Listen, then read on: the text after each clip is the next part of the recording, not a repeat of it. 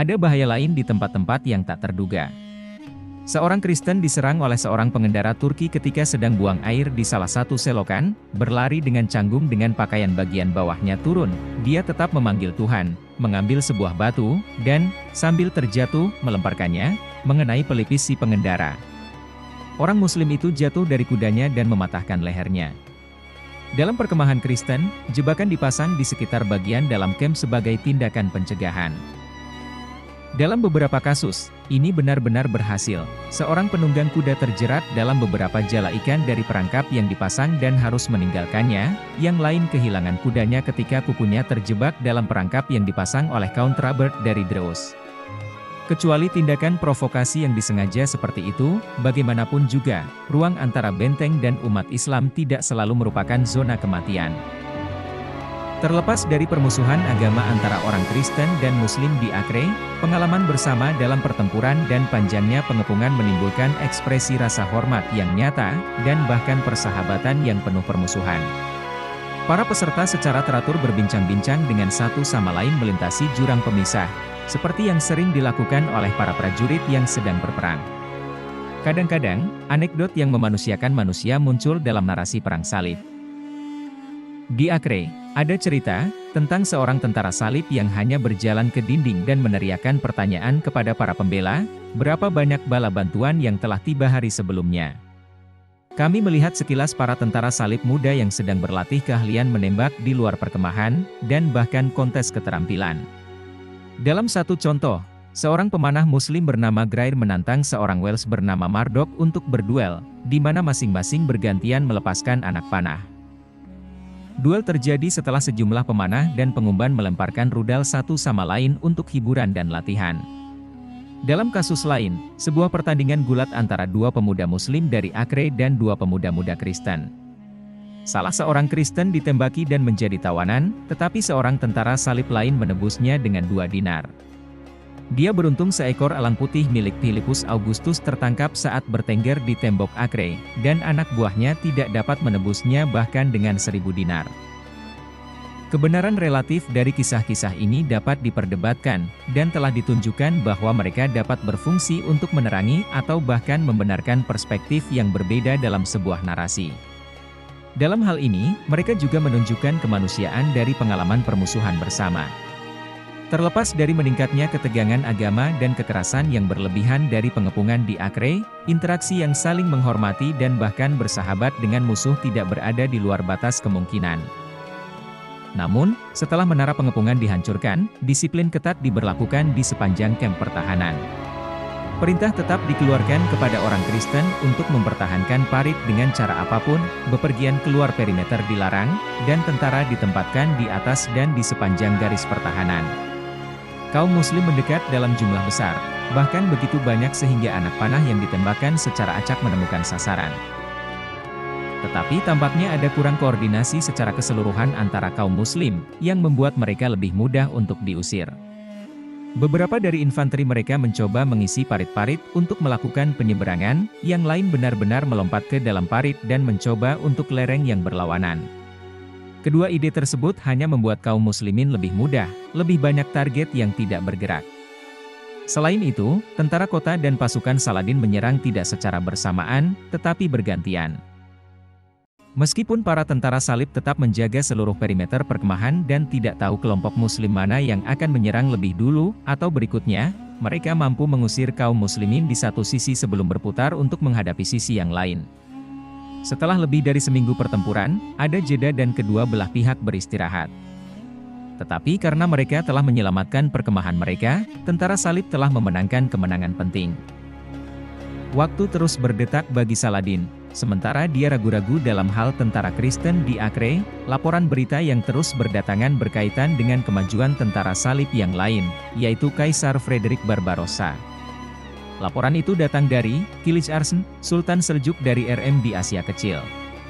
Dia, para penguasa Mosul, dan Saladin telah membuat perjanjian damai bersama pada tahun 1180, dan sekarang, 10 tahun kemudian, Kilik ditugaskan untuk mencegah Jerman berbaris melalui wilayahnya.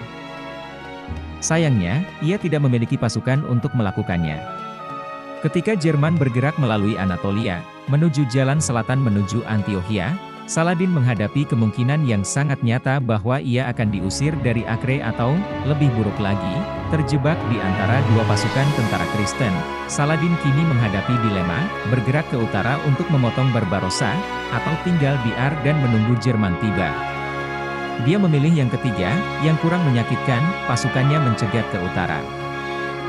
Pemimpin pasukan mereka adalah Sirudin ibnu Takudin, penguasa Mandij, Izud ibnu Alan ibn al-Mukodam, penguasa Kafartab dan Bair-en, Majud ibnu, Izud Far ibnu Sahin, penguasa Baalbek, dan Sbikut, penguasa Syaizar. Menyertai mereka adalah tentara dari Aleppo dan Hama, serta beberapa orang Turki. Putra Saladin Alzir dikirim ke Aleppo untuk mengkoordinasikan pasukan-pasukan ini dan mengumpulkan laporan-laporan baru. Salahuddin kemudian kehilangan putranya, Al-Afdal, dan prefek Damaskus, Badarud, yang keduanya pensiun karena sakit, dan akhirnya keponakannya, Taqiyuddin, yang dikirim ke utara dalam sebuah misi yang mirip dengan misi Al-Zahir. Semua keberangkatan ini terjadi pada tanggal 14 Juli, dan ketika digabungkan mereka merupakan sebagian besar kekuatan sayap kanan Muslim. Untuk mengimbanginya, Sultan menempatkan saudaranya Al-Adil sebagai penanggung jawab sisi kanan, sebelumnya dipimpin Taqiyuddin. Saladin benar untuk khawatir tentang Barbarossa. Pemimpin pasukan yang mengesankan dalam hal ukuran, kecepatan, dan kemampuan organisasi. Saat pasukan meninggalkan Regensburg pada 11 Mei 1189, telah berkembang menjadi sekitar 15.000 tentara dan termasuk ratusan ksatria dan bangsawan kekaisaran.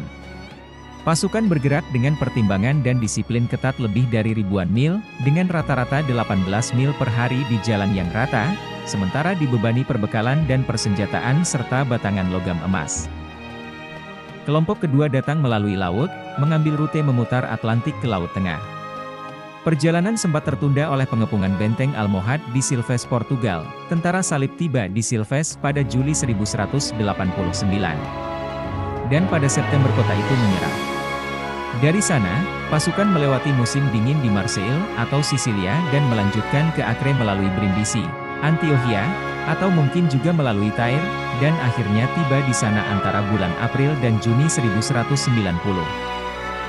Ketika tentara berbaris melalui Balkan, Barbarossa sibuk mempertahankan komunikasi dengan tanahnya sendiri dan juga dengan Bizantium dan sekutu di Anatolia, dan dia bertempur dalam beberapa pertempuran kecil dan keterlibatan besar melawan bandit Bulgaria dan detasemen maju Turki. Pada tanggal 18 Mei, pasukannya merebut kota Iconium, Konya sekarang, tetapi kurang dari sebulan kemudian keberuntungan berpihak pada Muslim ketika pada 10 Juni Kaisar tenggelam di Sungai Salep, sekarang Goksu. Kematian Barbarossa merupakan pukulan telak, tetapi bukan akhir dari semua harapan. Tentara salib Prancis, khususnya, tahu bahwa raja mereka, Philip Augustus akan tiba, begitu pula Raja Richard dengan ksatria dan tentara dari Inggris dan Normandia. Dan dalam waktu singkat, pasukan Barbarossa tidak hanya mencair dengan kematian pemimpinnya. Putranya Frederick, Adipati Swabia, mengambil alih komando Jerman dan mereka terus bergerak ke selatan, melibatkan pasukan Islam lokal di sepanjang jalan. Hal ini menjelaskan mengapa Salahuddin terus mengirim tentara ke utara hingga bulan Juli, sebulan setelah kematian Kaisar. Seandainya pasukan itu mempertahankan kekompakannya dan berhasil melalui kerajaan Antiochia secara utuh, mereka akan tetap menjadi musuh yang berbahaya. Namun, bagaimanapun juga, perjalanan Duke Frederick ke selatan adalah sebuah bencana. Tentara yang telah begitu efektif memotong jalan melalui Anatolia mulai tersandung sebelum mencapai Antiochia. Pasukan itu terpecah, dengan beberapa menuju Tripoli dan yang lainnya menuju Antiochia. Pasukan yang bergerak ke Antiochia dilanda penyakit dan kelaparan di sepanjang jalan, dan kematian mungkin berjumlah ribuan. Apapun usia atau kondisi, baik yang mulia maupun yang miskin, tua maupun muda, semuanya dibunuh tanpa pandang bulu. Penunggang kuda Muslim dari Aleppo mengikuti kemajuan mereka dan menculik atau membunuh para penjelajah yang menyimpang dari kelompok utama. Yang paling menarik bagi kaum muslimin adalah laporan tentang kematian yang besar dari kuda-kuda Jerman. Tulang-tulang dari sekitar 60 kuda-kuda tersebut ditemukan di sebuah tumpukan di luar Latakia. Sisa-sisa pasukan akhirnya mencapai Antiokhia pada tanggal 21 Juni. Frederick tampaknya kemudian mengambil alih kendali kota, meskipun apakah atas undangan pangerannya, Bohemond III, atau tidak, masih belum jelas. Dia tinggal selama 2 bulan, membiarkan pasukannya memulihkan diri dan bermain-main dengan gagasan untuk membangun dirinya sebagai kekuatan di utara Suriah. Namun, itinerarium menyatakan bahwa Conrad dari Montferrat membujuknya untuk melanjutkan perjalanan ke selatan ke Acre. Mengapa? Saladin telah membayar Marquis dengan 60.000 besan, yang dia akan mengeluarkan Frederick dari Antiokhia sebagai cara untuk mengurangi ancaman terhadap sisi utara Sultan. Conrad kemudian mengirim pesan kepada Frederick, menyindir bahwa para pemimpin di Acre cemburu pada kehebatan sang adipati dan lebih memilihnya untuk tetap tinggal di utara. Guy dari Lusignan takut kehilangan prestise jika sang adipati datang. Pada bulan Agustus Frederick memang memutuskan untuk membatalkan rencananya untuk ekspedisi Suriah dan Selatan sebagai gantinya. Dia dan pasukannya berangkat pada tanggal 29 Agustus dan berbaris ke Tripoli. Mereka bergabung kembali dengan rekan-rekan Jerman mereka dan juga dengan Conrad dari Montferrat. Dari sana, Frederick pindah ke Tirus, dan akhirnya tiba di Acre pada tanggal 7 Oktober, dengan membawa pasukan hanya 700 ksatria bersamanya. Selama musim dingin, ia terserang penyakit parah dan meninggal pada tanggal 20 Januari 1191. Meskipun banyak anak buahnya yang selamat dan tetap aktif dalam pengepungan, kematian Adipati Frederick menjadi akhir yang menyedihkan bagi ekspedisi Kekaisaran Agung.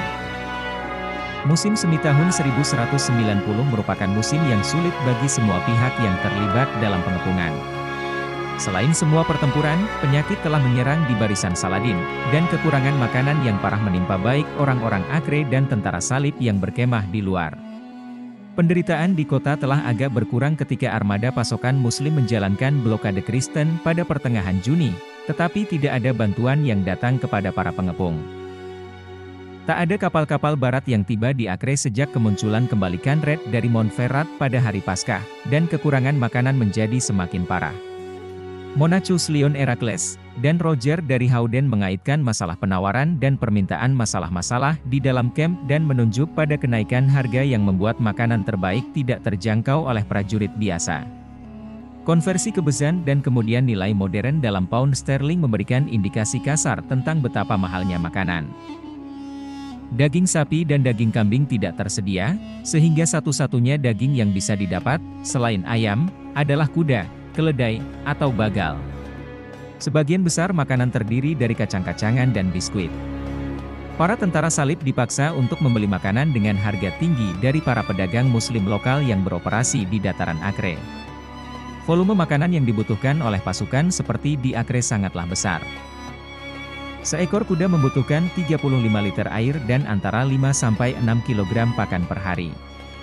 Atau lebih, mungkin 8-9 kg, jika merumput hanya di rumput hijau. Untuk para pria, wilayah ini dibutuhkan sekitar 8 liter air dan 800 gram makanan per hari.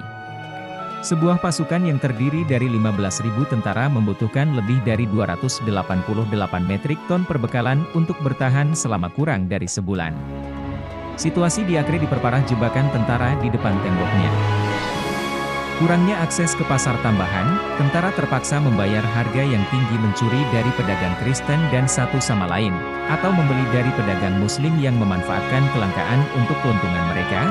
Ketika kekurangan terus meningkat, banyak tentara salib frustrasi, tidak hanya karena kurangnya makanan, tetapi juga kurangnya kemajuan melawan pasukan Muslim. Pada tanggal 25 Juli, ketidaksabaran mereka menyebabkan pembantaian kedua tentara Kristen di tangan tentara Saladin. Dengan perut mereka yang kosong, beberapa orang Kristen mulai mengarahkan kemarahan mereka dan frustasi pada lawan baru, para pemimpin mereka sendiri. Mereka berulang kali meminta, dan ditolak, izin untuk menyerang pasukan Saladin. Pengucilan sebenarnya diancamkan bagi siapa saja yang tidak patuh. Para pemimpin mungkin percaya bahwa ancaman yang berlebihan seperti itu akan membuat para tentara takut untuk mematuhinya. Atau mungkin maksudnya adalah untuk mengingatkan para prajurit akan alasan-alasan saleh untuk kehadiran mereka di Acre, bahwa tujuan mereka adalah memenangkan kembali tanah suci bagi Kristus, dan bukan sekadar memenangkan pertempuran di sini atau di sana. Atau, para pemimpin mungkin sudah putus asa, mengetahui keadaan kamp yang rapuh, mereka melakukan upaya terakhir untuk menahan orang-orang dan menyelamatkan pasukan. Tidak diragukan lagi, para bangsawan teringat akan bencana pada bulan Oktober sebelumnya. Ini akan menjadi keberatan yang masuk akal, tetapi keengganan para ksatria dan pangeran malah ditafsirkan sebagai pengecut dan diejek oleh orang-orang. Akhirnya, para pemimpin perang salib mengalah, tetapi hanya sejauh bahwa mereka memberikan izin kepada orang lain untuk menyerang pasukan Saladin mengawal jika mereka menginginkannya. Para pemimpin menolak menemani mereka. Akibatnya, pada tanggal 25 Juli, para prajurit ini memutuskan untuk membentuk barisan dan maju melawan kaum muslimin sendiri. Para penghasut adalah para milisi Gregarii, yang bukan ksatria biasa, tetapi sersan atau polisi, para pemimpin unit rakyat jelata, tentara berjalan kaki dan pasukan rudal. Tak seorang pun dari mereka yang memiliki memimpin divisi-divisi besar dalam pertempuran, dan Richard dari Templo meratapi semangat dan kurangnya kebijaksanaan mereka.